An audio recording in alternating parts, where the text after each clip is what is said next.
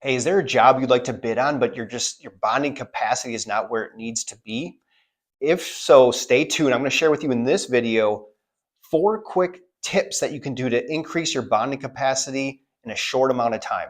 What's up, guys? I'm Micah Salas. This is the Business Insurance Playbook YouTube channel. I started it for one simple reason, and that is to help you become a better buyer of business insurance and also to help you win the insurance and, in this case, the surety game.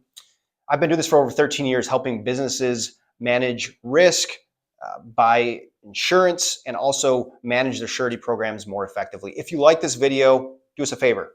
Give us a thumbs up and hit subscribe. Let's get into this. All right, so you have a job that you want to bid on, but your surety agent is saying you don't have the capacity to do this. You need more capacity.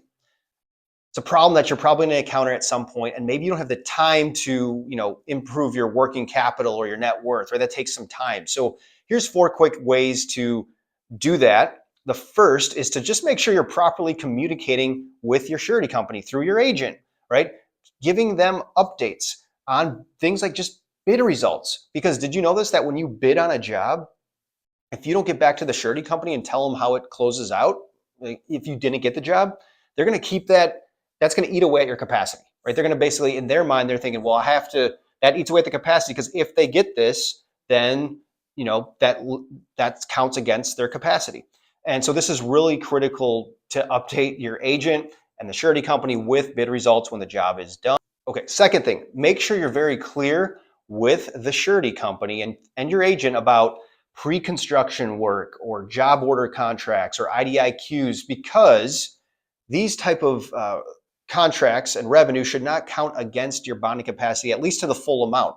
They can oftentimes get discounted, and they can equal a pretty large sum. So just make sure you're very clearly communicating these with the surety.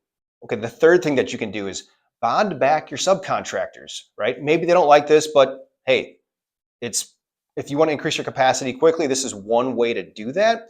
And if they're like, hey, we've never got a bond before, remember, there's things called fast bonds that will approve up to $750,000 pretty quickly. And just be expecting that if you do this, they're probably going to try to pass this cost back on you. So maybe it's a little more expensive, but in the long run, maybe it's worth it because you freed up more capacity. And tip 4 is to keep your work on hand schedule current. Again, it goes back to like what I said in tip 1, communicating and keeping things current, accurate records is all going to help the surety company understand how much capacity they can truly give out. And this is one thing that I've seen is the work on hand schedule does not get updated or kept up to date as many times as it should be throughout the year. Hey, that's it. Thanks for watching, guys. If you liked this video and you want to be spoken to like this, or you want more of a consultative relationship with an insurance or a surety agent, give us a call. We'd love to talk with you. Our number's in our profile section, as well as our email, or send us a message. Thanks.